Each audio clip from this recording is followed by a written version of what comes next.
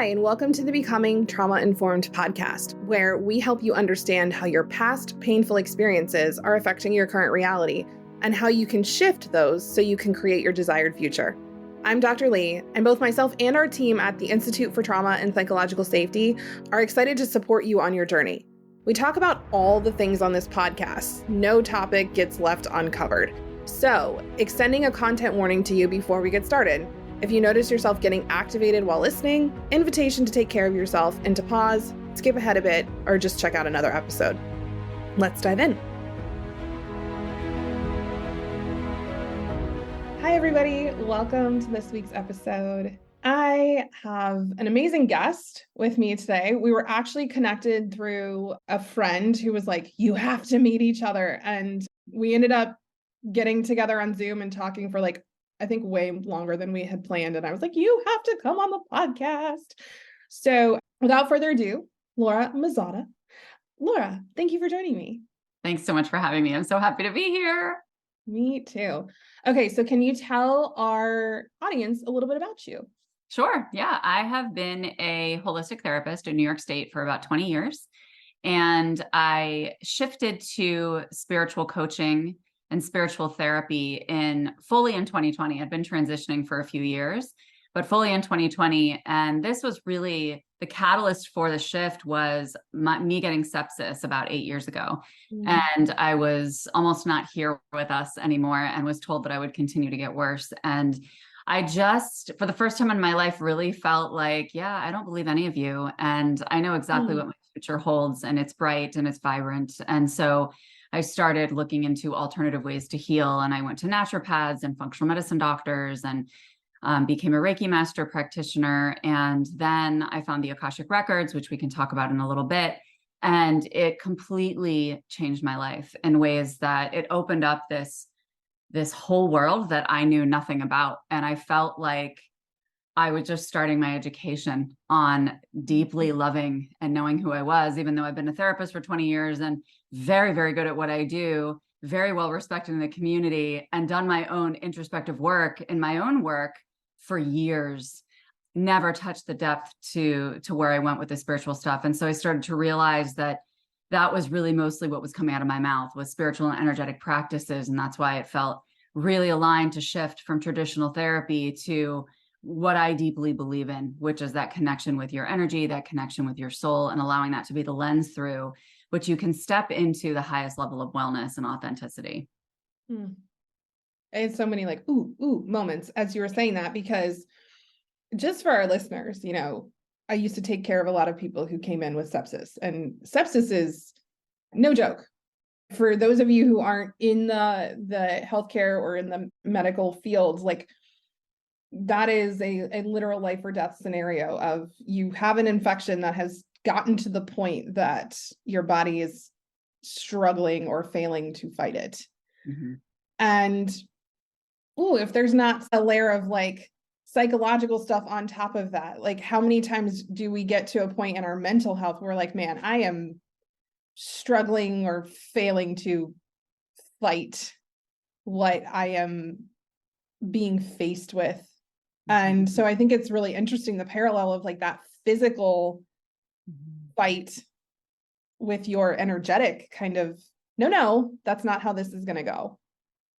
Yeah. And you know what? It felt like a fight for a number of years. It felt like a fight because I wasn't getting the answers from the medical system that I was looking for. And I realized that I was in this space of control around I have to survive. I have to get better. Right. And I was doing all of these things to take care of myself because I needed to survive and to walk again and to think straight. Right. And yet I then realized I'm fighting my way through that's not the energy that gets us into deep, sustainable healing. Right.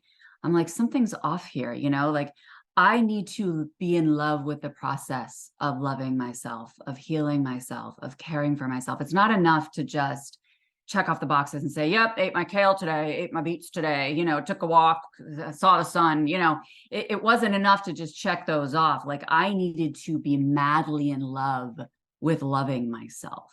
And that's where it began. And it began on a physical level. and then it really transitioned into all the other layers. That is so gorgeous. And I feel really grateful. Like I feel like it's expansive hearing you say that, because so many people, like what trauma teaches us, what all these past painful experiences teach us is a lot of times to fight. Mm-hmm. And we come at healing with an energy of resistance. Yep. And desperation. And desperation, right? And it's like, okay, well, if the way I want to feel when I'm healed is calm and peaceful and happy and loving, then journeying to that space from a place of fear and resistance and fight mode and desperation, like what is the likelihood I'm going to end up where I want to go if these are the means I'm using to try to get there?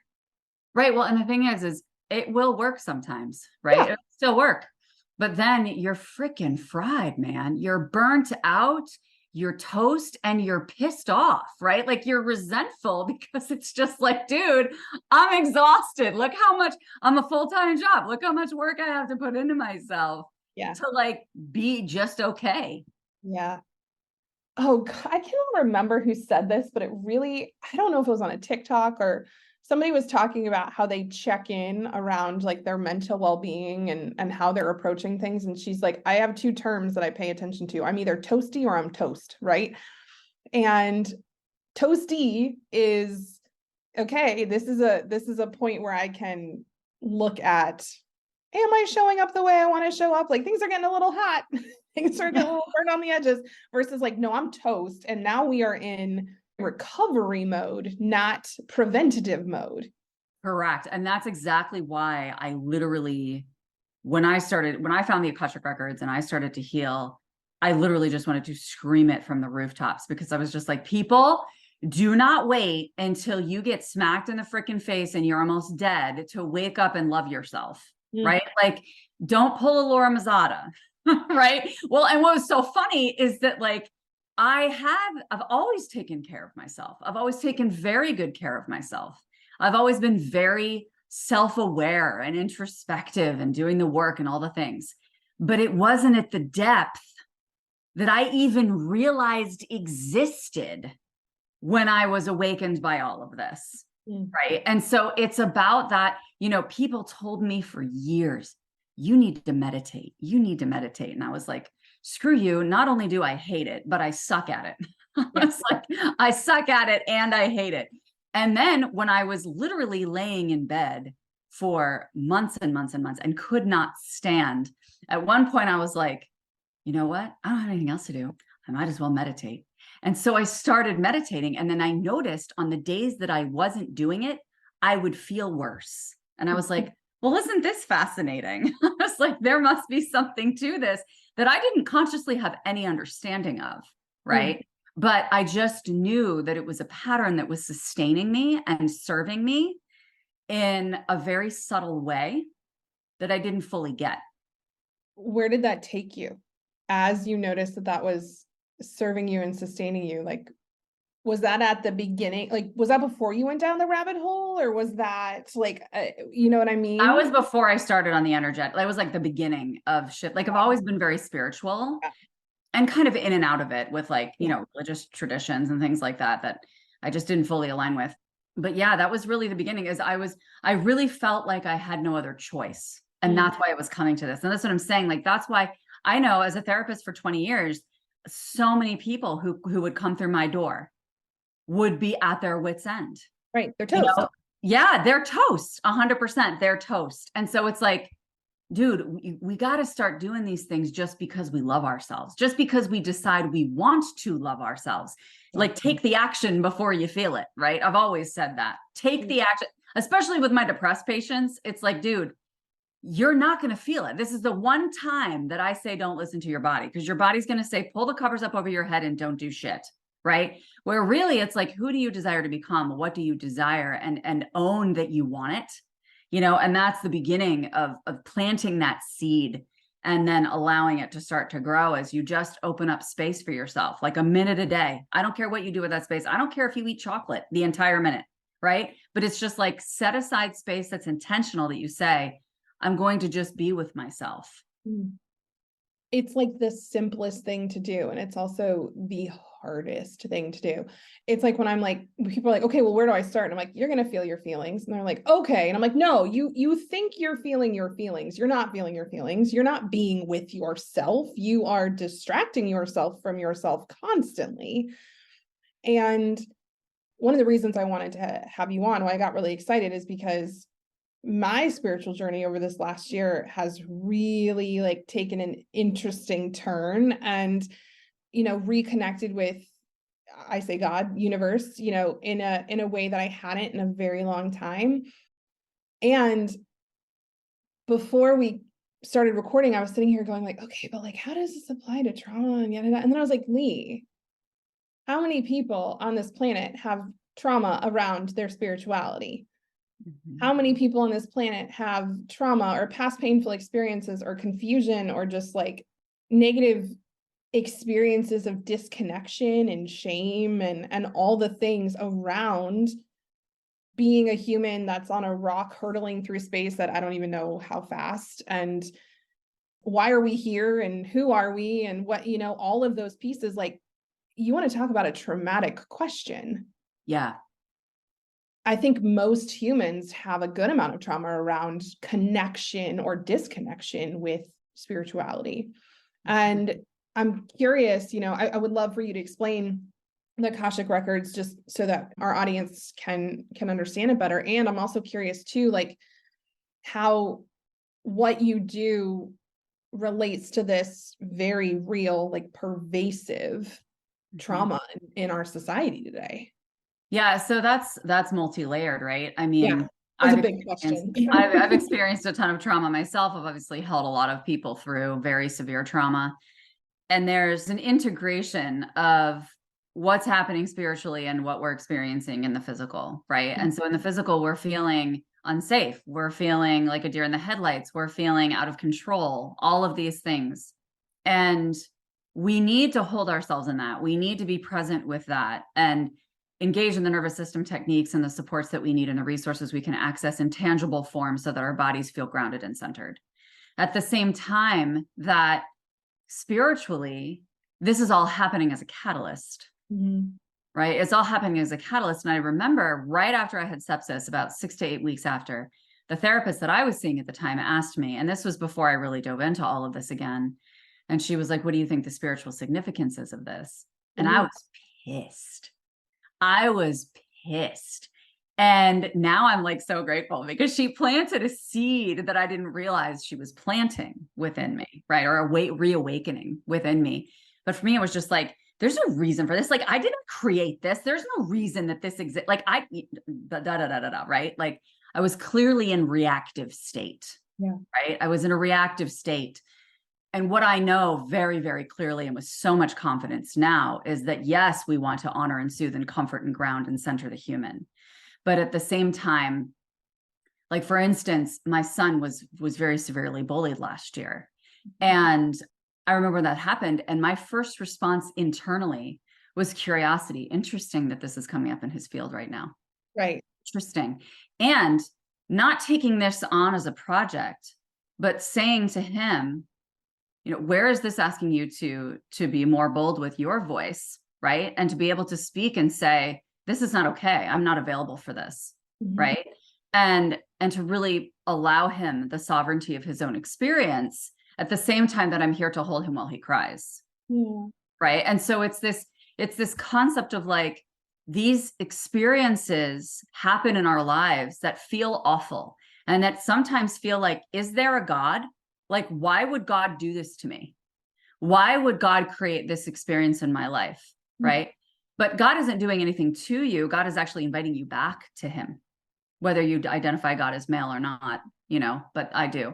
But yeah, it's like God is inviting you back to him. And I've been talking to my clients about this a lot lately, this concept of like, I call people shift heads instead of shit heads, because really what they do is they shift us, right? Like, they are here to play the role of dick so that I can learn how to use my voice more boldly and be a really, really solid, empowered, confident, I know who I am and what I'm here for woman. Yeah. Right? And so it's like, thank you for the sexual abuse. Thank you for the, natural disaster or whatever's occurred, right? Yeah. Like, thank you for these things because you've woken me up. Because I'm a thick-headed human being, Yeah. right? I'm not necessarily going to pay attention until you knock me over the head sometimes. Yeah. So sometimes it's like, but it's all for us. It's all happening for us and not to us. And we feel like victims, and it's okay to feel like that. And it's okay to be in victim mentality. I do feel it's required to a degree to move through that. But then it's about realizing I don't choose to remain in this state because it's not who I am. You said a whole word, and there's two pieces that I want to pick out, because I know there's somebody listening to this right now that just got pissed, and that, oh yeah, cool. Like, because you just said you've been there, I've been there. Like, there have been times where I'm like, that's really cute that you are trying to tell me that this happened for me and not to me. And also, fuck you. Like, 100%. Mm-hmm. And we really, it's that I'm a soul in a human body having a human experience. It's what you said. There's duality to that. Your soul needs that lesson. Your soul, like you said, is being called back to connection with, infinite intelligence, the divine, whatever. And the human part of you is like, this sucks. Mm-hmm. This hurts. I don't like this. Mm-hmm. Like, whether that's physical or psychological or both. And you're right. So many people cannot hold both. And especially, you and I had this conversation where we were kind of like sharing some of our mutual frustration with a lot of the trauma training out there for coaches and healers and people who serve, support, help others through hard things. If you cannot hold me in my human and in my divine, like, I can't work with you. 100%. Yep. Because I need you to like recognize that very human part of me that is pissed and sad or confused or tired or whatever. And then I also, like, once I feel seen and felt and held and validated in that, I need you to remind me that this is here to teach me something. 100%. That's exactly the trajectory. Absolutely. And it's funny that you say that, because that transitions beautifully into talking about what the Akashic records are, because we hold each other in human form to support how we're responding to this traumatic event or experience or re-experiencing, right? And then, okay, that opens us up another layer. All right, I can start to like engage a little bit. I feel like I've got my bearings a little bit more. And then this is why I like the space of the Akashic records, because the Akashic records it's a higher level of consciousness. So we're in the third dimension, and the Akashic records exist around the 7th to the 9th dimension. Okay. Who the hell really knows the answer to that question except God, right? But still, it's up there. And so what it does is we enter this space through a ritual. Mm-hmm. And when we get into this space, it's like that spiritual holding space for us as we transition into this more trusting, expansive, open relationship with God. Because God's source is the creator of all things, even the Akashic records, even the angels, the guides, all of that, right? Like, God created everything. But that's big energy. That's big energy for a lot of people. And there's a lot of religious trauma connected to that, with not only their own personal experiences, but also just growing up in the church. There's a lot of trauma that a lot of people associate with the word God. And so that's what I like about the Akashic records, is it's like a library for your soul. So it's got a book for every single soul that's ever sparked into existence. Mm-hmm. So when you enter your Akashic record, it's like they're taking the book of you off the shelf and opening it up, and it's got all the information from your soul from the time it first sparked all the way through past lives, future life, current life, all the things, right? And so you can ask any question you want. It's like Google for the soul. And it's a high frequency space, so just being in that place is very, very healing. And once you cultivate a relationship, just like you would if you met a new person, once you cultivate a relationship with this space and the guides and the angels and beings that are there, you then feel this sense of safety and opening even more into an even higher dimension and a higher level of spiritual understanding and connection that really, really allows you to operate from a place of divine love, so that you're not reactive. And even if you start to see that reactivity come up, you can catch it immediately and be able to shift into Yeah, no, that's not what this is about. This human experience is meant to be about joy. It's meant to be about sensation and connection, and allowing these quote unquote harsh experiences to invite us back into source over and over and over again, so that we continue to return with these reminders to that deep knowing of what we're here for. You blew my mind. I'm like, oh, okay. I want to ask you something because, again, I know that there are people listening to this, whether it's trauma or, religious trauma, spiritual trauma, or it's just, what they believe is their truth. Like, if somebody comes up to you and is like, I call bullshit, right? God, well, whether he's real or not, like all these extra dimensions, all these things, like, how do you know? Mm-hmm. How do you respond to that? So I respond in a couple ways. One is, you're absolutely free to believe whatever is your truth. Like, your truth is your truth. I am not going to take away your truth. No one is here to take away your truth. Like, live your truth. Mm-hmm. I am speaking my truth. Yeah. And my truth is that, to be honest, at a certain level, I can't explain it. Sure. At a certain level, this is palpable. Mm-hmm. It's a deep knowing, and the results speak for themselves. So for me, before I consciously understood it, I was the biggest skeptic. One of my girlfriends was like, I'm going to the Akashic records. And I was like, what the hell is that? I was like, what are you doing now? Is this like some other new thing that somebody's made and slapped a name on so that they can make money? Like, what the hell is this?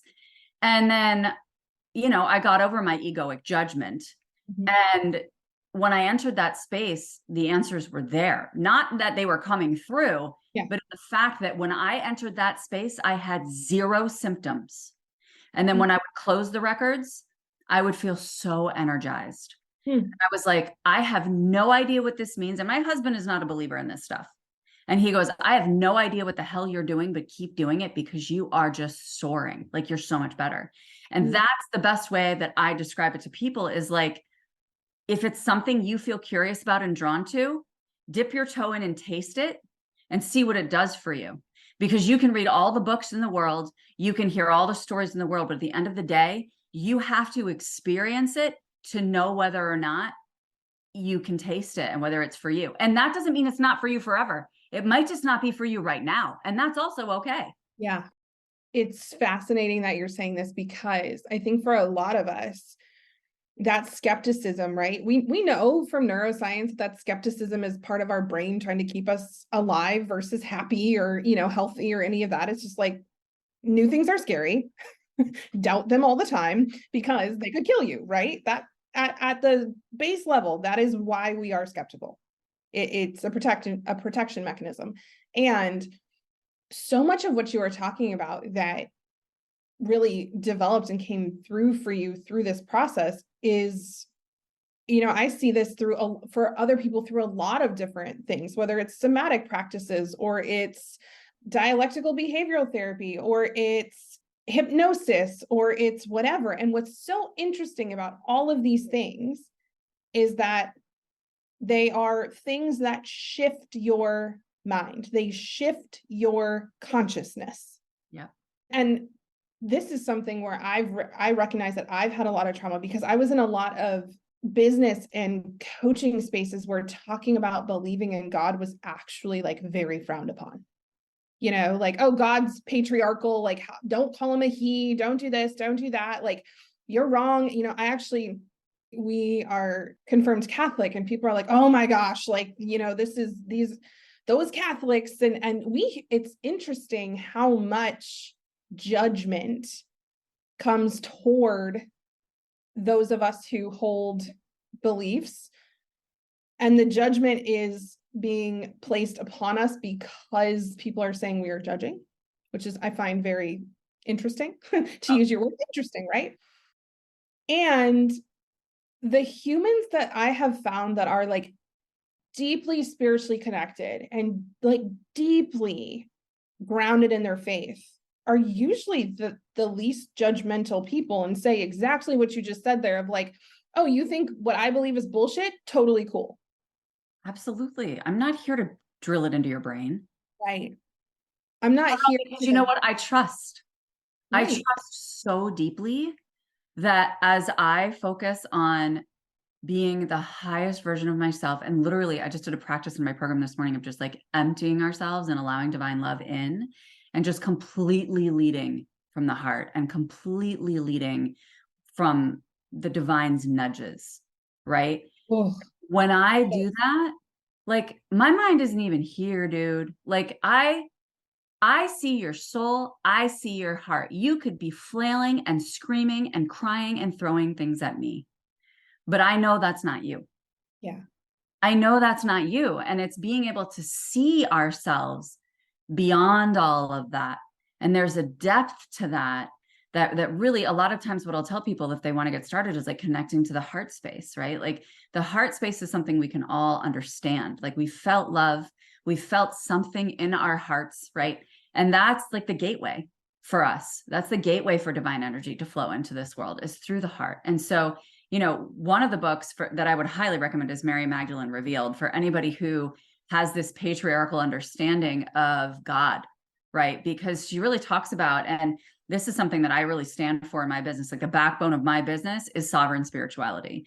Every single one of us on this planet could come up with our own spirituality and name it. Like you could be Lee's spirituality, Laura's spirituality, you know, like we could just name it our own, because we all experience God differently. We all experience God in a very personal way, and not any single one of us is going to have the exact same experience with the divine that you do, that I do. Mm. And you know, that is probably where most of the religious trauma comes from, right? Is like, this is how I experience God, so this is how everyone else must experience God. Yep.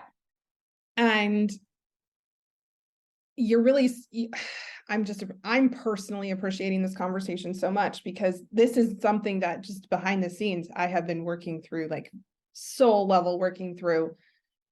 And the amount of nudges, and just like, even I was joking with my husband the other day. I was like, somebody might think that I'm, you know, really not well if I'm like, yeah, I just hear this little voice. It's like a thought just like pops in my head. And he's like, are you telling people you're hearing voices? Because like, I don't know that we should necessarily be doing that. I'm like, no, I know it's not like a voice, but it is this whisper of like, do this. Yes. Go this way. And the reason I am hearing those things so much more often now is because I've started asking. I love that. Right? I've started asking and saying, hey, I'm open to receiving whatever it is you have for me. I'm open to connecting. I'm open. And I desire that. But to get to that point, it took so much. I was pissed at God. I was pissed at the world. I was pissed about death. Like, as a, you know, somebody in the critical care space, I've seen a lot of people die. The pandemic was really hard. I was like, this is fucked up. Like, why is it like this? And it was so fascinating because I was asking for meaning, but like not really asking for meaning. So I think so many of us have been conditioned to receive God, religion, spirituality as like, like you said, someone else's version. And then we try to put that on ourselves and we're like, okay, but like, this doesn't quite fit. It's not quite right. And also, okay, well, if it doesn't fit and it's not quite right, I must be the problem. Mm-hmm. And then there's shame, and then there's guilt, and then we grow up and we get really bitter and resentful around the shame and the guilt. And then we go, okay, well, oh, it turns out I'm not the problem. God's the problem. And it's like, neither of you are the problem. Mm-hmm. The problem is that, like you said, this is an individual experience that we are trying to create like rules and standards around. Yeah. And a lot of people feel like it's so daunting to figure out, well, how would I figure out my own spirituality? Just sit down and have a chat with your soul. Just call it in. Just be like, hey, dude, what's going on? You know, and the fact is, God sees everything, right? So like, if you cannot be totally raw with God and completely open your heart and just say, dude, I am fucking pissed at you. Like, right. What the fuck are you doing with me and on this planet? Like, are you serious? I can't tell you the number of times I've cursed at God. Like, right. And sit down and just be like, what? Because God sees all of me. God sees all of me. There is nothing to be hidden here. And what that does is it allows us to see ourselves, to admit to ourselves who we are and what is trapped in there that we are not saying out loud. Right. And the fact, I want to touch on something you said earlier about that you're opening now, right? And it's like, okay, now I'm open and I'm asking, but how can you be open? You can be open because you're human and your nervous system feels more safe and grounded. Exactly. And that's the piece that is so important for your listeners to receive and to hear, is like, there's nothing wrong with you if this is not something that you're ready to open to yet. There's nothing wrong with you at all, but there's nothing wrong with you if you're like, I don't feel comfortable doing that. That's okay. What that is data for you. That's data for you that you desire to ground more safely in your human, to be more held and resourced here on the planet. And that's all well and good. It's all serving you. Yeah, your human needs actually need met first. Like if you look at Maslow's hierarchy of needs, like your human needs, those base needs need met first. And if they're not, like you can't like ascend to a higher. I actually, there's a lot of people out there right now talking about, oh yeah, we're ready to ascend. And I'm like, okay, yes. And there are a lot of people, you can't focus on ascension when your core needs are not met. And that is really something that, without getting like too, what would the word I want to use here, fringy be, is like how much of how our society is set up, of how we have created these systems actually really keeps us from opening and keeps us from connecting. Because if you're connected in that way, I'm noticing this, if when I feel more connected in this way, I need less stuff. I get triggered less. I need to dissociate less. I'm numbing less. I'm looking to outside sources for validation or guidance less. And if everybody starts doing that, that's going to really shift the way that our systems and our society work. And there are some people who would really not benefit from that. Exactly. The other thing that you said when you were talking that I think is something that is important for people too is like, again, this is deeply personal. And that is the same as your trauma journey. Your trauma journey has to be individual. Your healing journey has to be individual. I know that your work is really helping to train people to be more trauma informed and really meet people in that individual journey. What are some of the core things that you ensure that the people who come through your programs like leave with to take into their work? Yeah. So there's two different people that I work with. I work with practitioners who are learning how to become trauma informed and not on, I've been certified in probably 12 trauma modalities. So many trauma modalities, being a therapist for so long, but they were all surface level, in my opinion. I feel like they were just, a lot of them were very empty and didn't go to the depth that offered sustainability. And that's the key for me in all of my programs, is sustainability, right? So it's being able to like find this. So when I work with my practitioners, it's about getting them to be able to be sustainable as humans. Okay. Right? Like anchor this within yourself. Every single one of us has experienced something that our brains or our nervous systems identify as trauma, even if that was simply birth, right? Yeah, sure. Like we've identified that somewhere within our nervous systems. And so it's being able to be present with what's in your field. I can hold all of me. I am here to hold all of me. And when you can hold all of you, you can hold all of someone else. So it's coming to that first. Whatever you bring me, I am here for you. I see you. Yeah. Nothing is wrong with you. I've got you. We've got this, right? And so it's anchoring that within so that they can provide that to others. So it's really what I'm doing is guiding them into them creating their own sustainable holding space within. Mm-hmm. Right? So that they can translate that and share that and not only emanate that, but teach that to their clients. I literally like, I've had chills this whole conversation, and I think I just audibly like oohed as you said something, because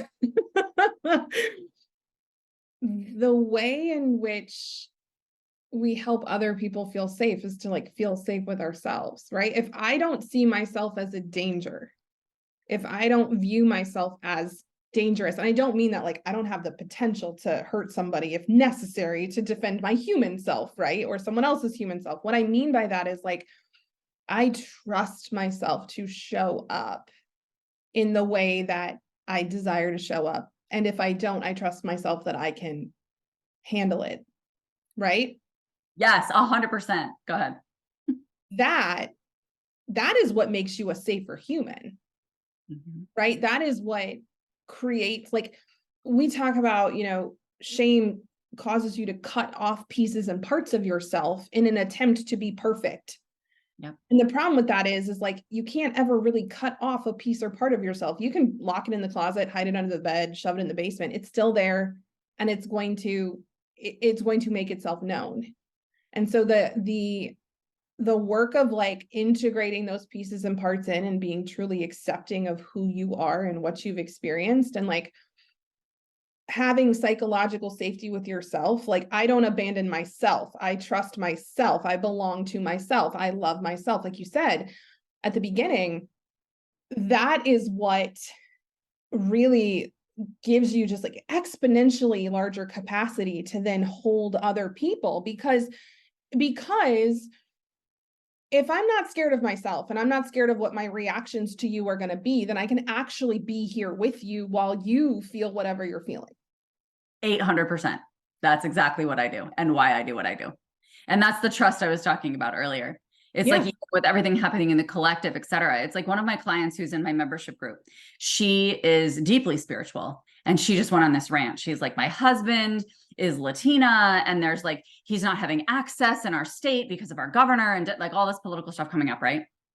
And she's just like, I know that like hating him is not spiritual of me, but I'm like hating him right now. And it's just so funny because I'm just like, that's fine. Feel what you need to feel and realize that, again, this is coming in to catalyze you to use your voice. Is this something that you are passionate about? Yes, because you're pissed, right? Well, that's all anger is. Intense anger is passion, right? Passion, right? And being able to say, like, this is where you're being invited to use your voice. And as we encourage other people to use their voice, not to like go into loving light and all these things, but it's like, once you connect and you allow God to come in and move through you in the way that you are meant to, you are going to use your voice to share the passions that are on your heart. And we are going to see how the world shifts as we do that. Yes. Ugh. And, you and I chatted about this, I think, during our last conversation around, I have a lot of people ask me, like, why do you have people on your podcast that literally do what you do? Right. And it speaks to this of like what you just said is what comes through me is not what's going to come through Laura. Yep. And the way it comes through me is not the way it's going to come through Laura. And so somebody may need to hear it from you today and from me a year from now, or just from you, or just from me, or neither of us, because there's someone else of the 8 billion people they need to hear it from. And like, it is so very human of us to be like, okay, well, she trains people in trauma-informed stuff, and I train people in trauma-informed stuff. So we can't have a conversation because then people might pick her over me. Okay, right? Okay, good, great. Because that means that the way in which you're sharing the thing is the way in which they needed to hear. Well, yeah. And this is the thing. This is why being on this planet is so beautiful, right? Is because we have billions of people that we can run into and be like, oh, wow, I feel seen by you. I speak your language, dude. Like how you say things. Somebody else has said that to me 1,600 times, but for some reason, the way you said it is like, dude, I feel you in like the depths of me, right? And that's what we get to respond to. This is why I created the holistic mental health movement. This is why I published the holistic mental health book and did the summit last year. It's why I'm doing volume 2 next year. And the whole purpose of this, I actually started with just wanting to do this as a summit, because for that exact reason that you said, I'm like, it makes me insane that people go through like 20 therapists and they're like, nobody can hear me. And so it's like, I want you to have exposure to people that I know and trust who are powerful voices and healers and change makers in this world, who can hear you and see you where you are, so that you can hear all these different voices and feel like, oh, that's who I've been waiting for. And I want more opportunities for people to be able to receive that voice in their field that's like, oh my gosh, finally I found somebody who can speak my language. Just like you were saying, I don't want to work with somebody who can't honor the human and honor the divine, right? And it's like when you meet that person and you're like, wow, I feel seen, I feel heard, I feel connected, I feel a sense of belonging, I feel like I'm not alone. You know, you feel like you're joining something. Yeah. You're using the word collective, right? We have a business collective. I love that word because really it is. It's like, I don't want to be in spaces where it's like, okay, well, this is how Lee does it. So this is how everyone else has to do it while they're here. It's the same thing you were just saying. I'm like, the way in which you decide to set up your business, or the way in which you decide to create your marriage, or the way you decide to parent, or whatever, like, I can't tell you if that's right or wrong for you.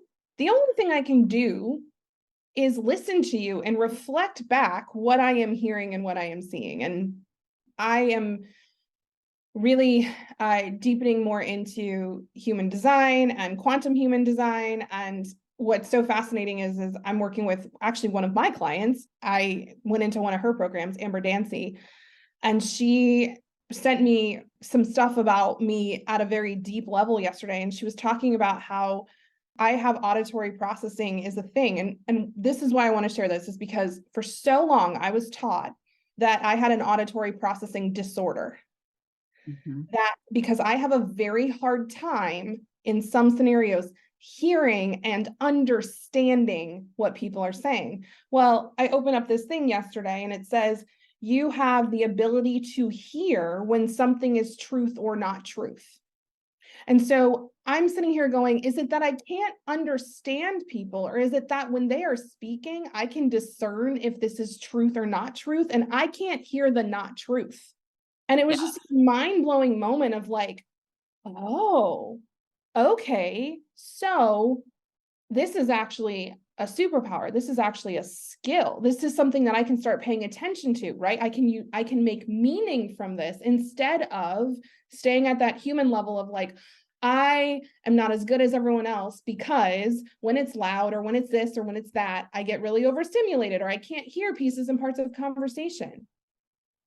And I think that is what religious trauma has done, or spiritual trauma has done for a lot of people, is like, oh, well, I can't pray. Like, I can't get down on my knees and pray for 20 minutes. Like, I can't memorize Bible verses. I can't do this. I can't do that. So there's something wrong with me. No, that's just not the way in which you are supposed to be doing the thing. Exactly. And I love that you're bringing this up, because this is actually why I do human design readings for people who join my Vitality program earlier on, because of that reason. It's like, there is nothing wrong with you. And here, I'm going to show you, this is how your energy was organized and specifically patterned for this particular lifetime, right? And like we were talking about the collective, it's like, can we celebrate this, please? Because listen, if you have quote unquote been diagnosed with ADHD and you have quote unquote been diagnosed with depression or whatever, like who cares, right? At the end of the day, it's like, Joe, what do you like to do? Great. Well, guess what? Mary hates that.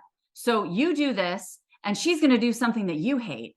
And then guess what? We're both going to rise together, because you might suck at hearing, but she's really fucking great at it. So she's going to take that point. You know what I mean? But it's also like, it's not just about extracting those superpowers for ourselves so that we feel really more whole, but it's also about, I contribute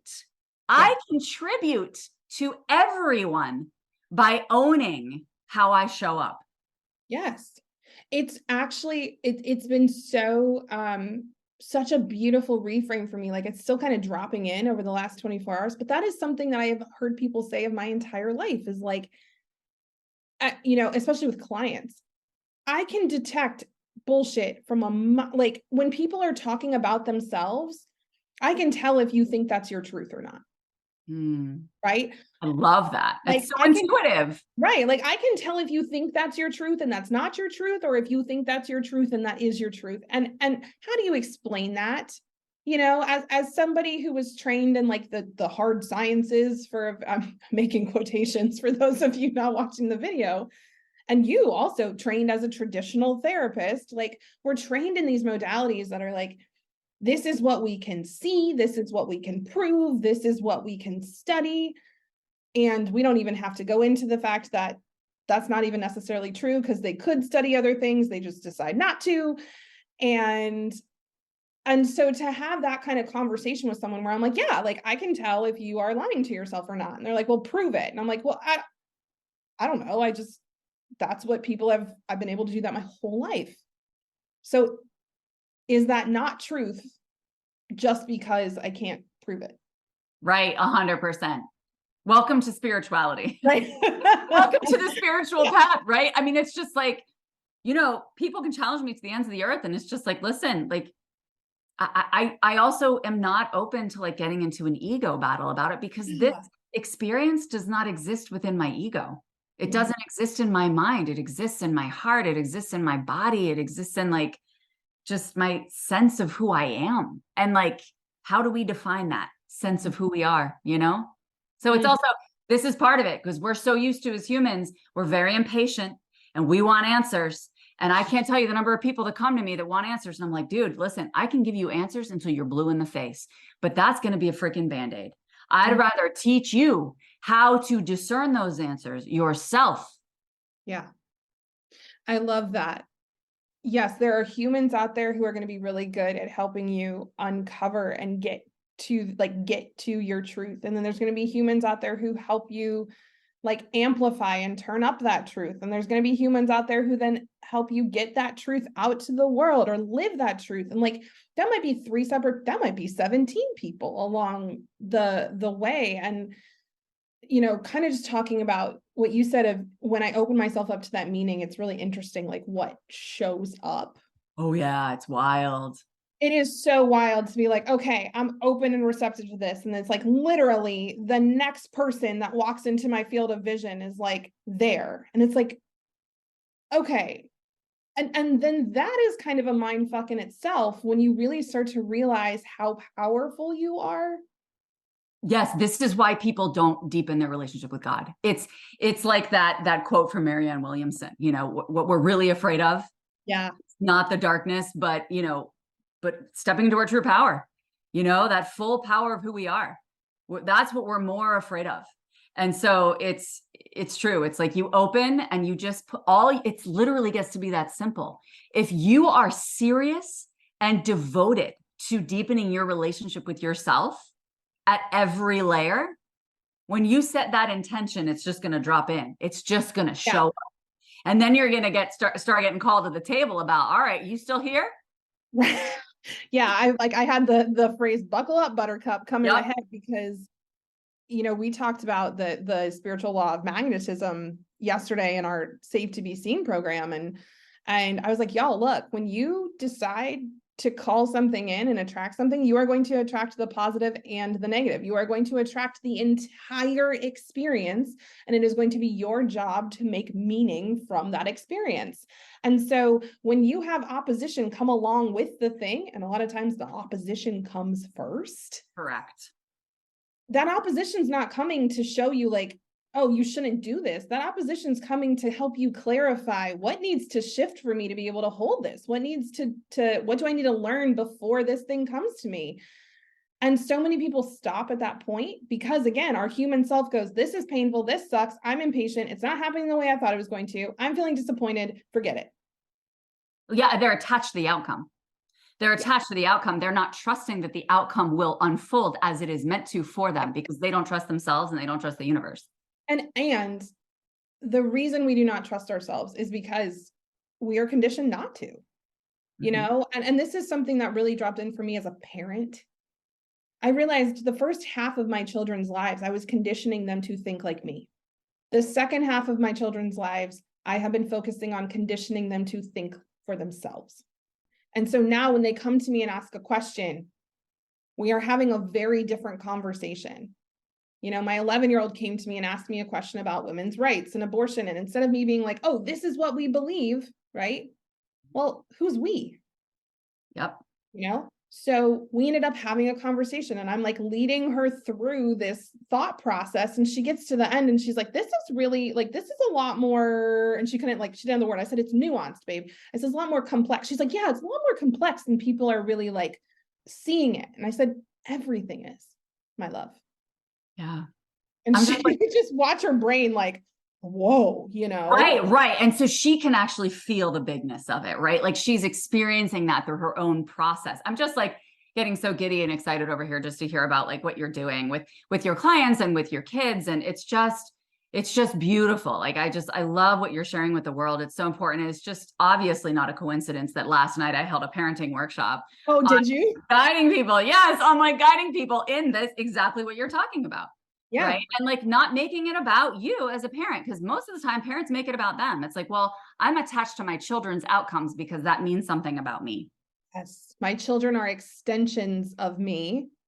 They represent me. And so their outcomes, their results are my results. And that is something that I have deeply had to untangle from. And I'm sure you have seen multiple people sitting on your couch, your proverbial couch, having this same detangling of, I spent the first 3 decades of my life trying to force myself to think like someone else. Yep. And I'm having an awakening moment where I'm like, that's not how I would like to do this anymore. Exactly. And sometimes it's not the 3rd decade, sometimes it's the 5th or 6th or 7th, because, or sometimes it's even, they never even show up to the couch. Right. Okay. So you talked about working with practitioners. You also work with, I don't want to say people because practitioners are people, but like you work with people at that individual level who are looking for what, like who would come to you in the second way that you work with people?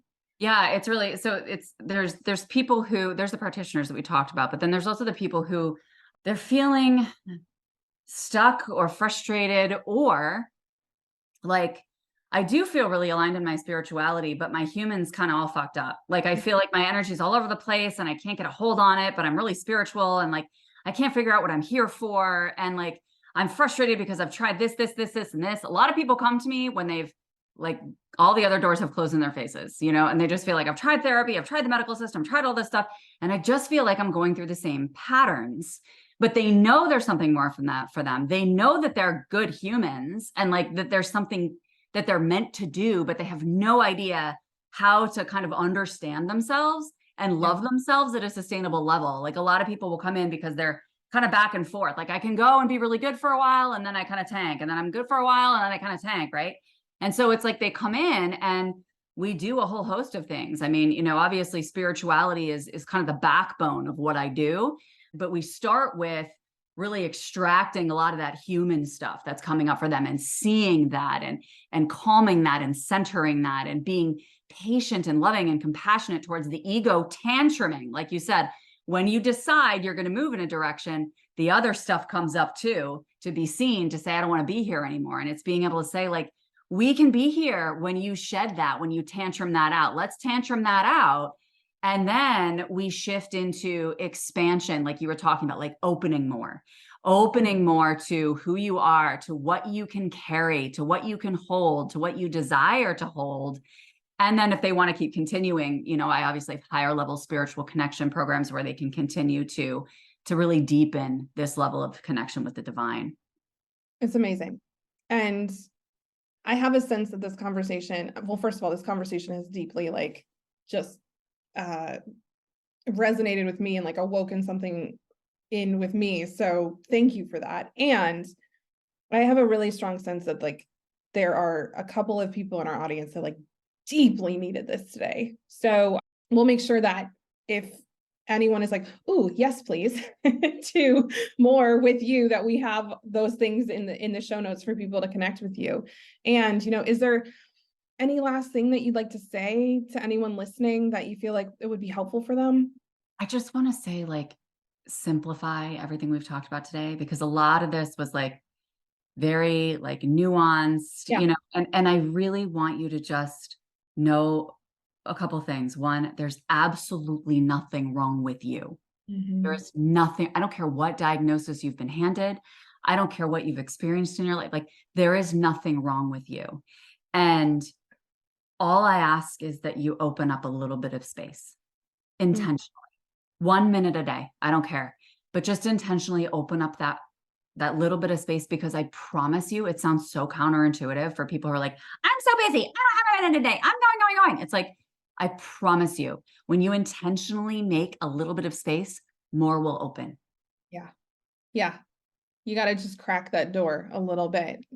And just know that when you crack the door, shit might happen and you get to be supported in that, whether it's through Laura, whether it's through me, whether it's through someone else. Please do not believe the story that I think a lot of us that have been sold, that when you crack that door open and stuff starts coming through, that you have to handle it on your own. No, that's what I always say. It's like we deepen our faith in people, their ability to bounce back, but we also deepen our faith in the fact that we all have access to resources. Yeah. Right. And so it's like, just access your resources. Know that resources are there for you to access. And there's someone out there who will be honored to support you, honored to receive all of you and see you in your raw form. Yes. There is someone out there that when you bring all of the big, scary things in front of them and you're like, here they are, they're going to say this. They're going to say, I see you and feeling scared. And I'm not scared. This is scary and I'm not scared because you don't scare me. Yep. 100%. Like, find that person. Yes. So good. Okay. Well, I'm really impressed that we kept this to an hour because I am too. I did not think that was going to happen. So thank you so much for joining me. Everyone, if there's any pieces or parts of this that resonated with you that you'd like to share with us, please send us a note over at our email, hello@institutefortrauma.com. I'll make sure we pass them on to Laura, or just reach out to her yourself if you'd like to chat with her. And we will see you next week. Thanks so much. Thank you so much for listening to today's episode. Invitation to head to our show notes to check out the offers and connections we mentioned. Or you can just head straight over to institutefortrauma.com and hop in our email list so that you never miss any of the cool things that we're doing over at the Institute. Invitation to be well and to take care of yourself this week, and we'll see you next time.